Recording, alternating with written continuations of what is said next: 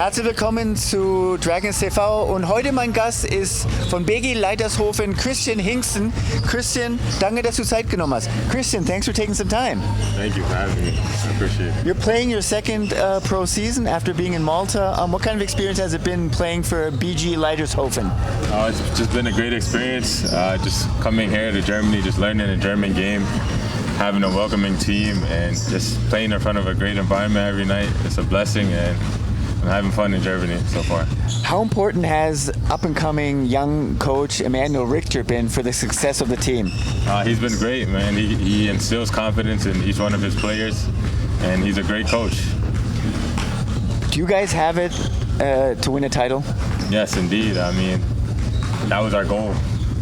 Starting from the first practice, coming in August, like that's what we've had our minds on, and that's what we want to do. Ferenc Gille and Elias Marai, talk a little about how important they are for all the dirty work under the basket.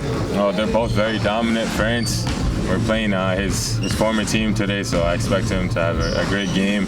He's a beast in the paint. He can stretch the floor. Also, Elias as well. He could also stretch the floor. He does all of the intangible things, the hustle plays and stuff, and he plays from the low post. So it's a blessing, and it's great to have both of them on our team, because they're very good bigs. What's it like being teammates with Asa Williams? You guys both have chip on your shoulders. Yeah, most definitely. That's one of my brothers from America as well. A great player, all-around player, can shoot the three ball, and like you said, he has a chip on his shoulder, and we feed off of each other. Talk a little about Romanian Dragos Dicălescu. I mean, the guy fills the stat sheet really well. He scores a lot, but just how valuable is his IQ? Yeah, he's a very smart player. Yeah. He tells even coach sometimes certain things that he sees on the floor that others can't see, and just having him has been a huge addition to our team. So it's great to have. You do a little bit of everything. You're like a Swiss Army knife. Talk a little about your game and the biggest strengths. Well, since young, I played plenty of positions from young. So I played guard before, I played forward before. Sometimes I've even had to play center. So that's molded me to an all-around player. So for right now, I've been playing the four here, but I feel like I could play many different positions. And shooting has definitely been a strength for me. Defending and yeah, much more. Like you said, I'm an all-around player. You're a very, very efficient player. Did you learn that in the NCAA? Yes, I definitely did. So coming from the NCAA, you have to perform well because there's 13 guys on scholarship. So if you're not playing well, you're gonna end up on the bench. So you have to be efficient. And my coach always told me, if you want to play overseas, you have to make sure within the amount of time you get and the shots you get, you have to produce and be efficient. Yeah, you're kind of a mix between Kawhi Leonard and Chris Middleton. What do you like about Chris Middleton's game? Just his pace. Like, nobody ever speeds him up. He's a great player, and he's very smart as well, and he can do it all on the court. How near are you to becoming a two-way player? Or are you there already? I'm still getting there. I feel like I'm there right now, but there's still more room for improvement in my game. But I feel like I'm getting there with hard work. I think I'll be known as one of the best two-way players. How valuable is taking that deep three-pointer for you? It's very valuable. I haven't got to show it yet this year, but it's definitely in my bag, as they say. So I would definitely try to take more of those shots and make them. You played at Manhattan 2 years. I mean, you guys kind of play a run and gun here, and that's what you played at Manhattan. It was a very quick style. How important were those 2 years for the early development of your game? It was great for the early development of my game. I mean, at Manhattan, though, we actually played a slower style. Oh, was it? Yeah. Slow, but it was still a quick style, wasn't it? A bit, but we played through our bigs. At Binghamton, we played more of when I transferred schools. Oh, okay, that was more, okay. Yeah, we played more of a quicker, like, run and gun kind of pace. So just having to adapt to whatever team I'm on, I can do.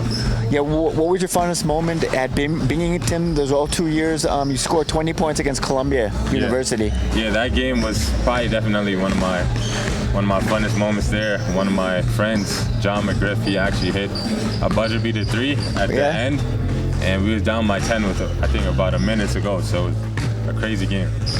Yeah, how valuable was Lavelle Sanders? Now he's a guy I know a bit.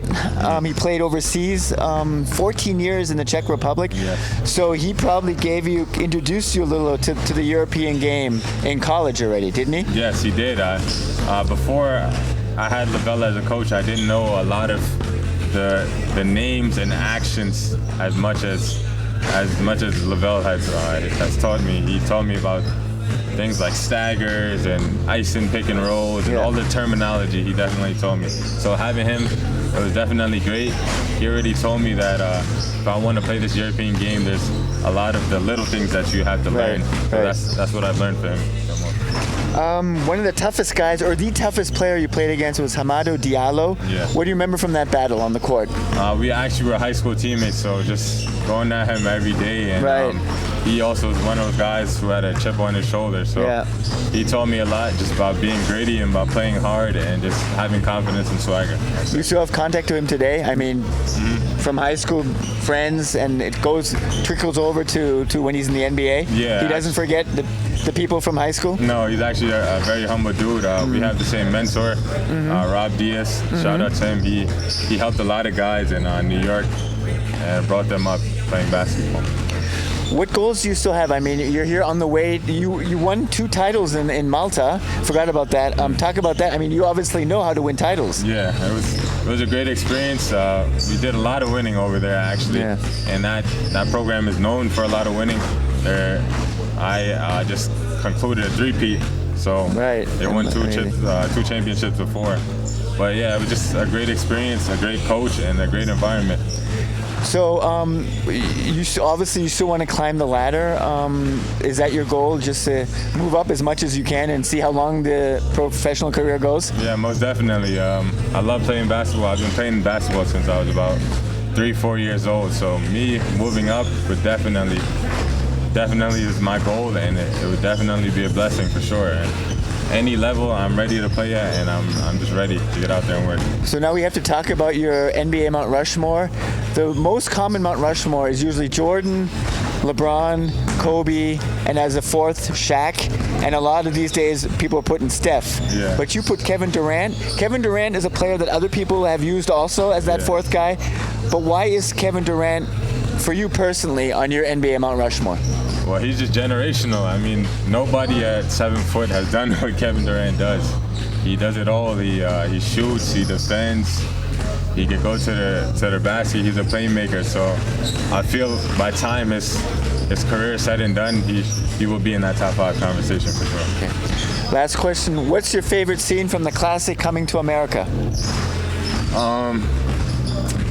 I think it was that scene where he finally meets I forgot the woman's name, but he meets her in the coffee shop, I think. Yeah. And he's kind of flirting with her and stuff like that.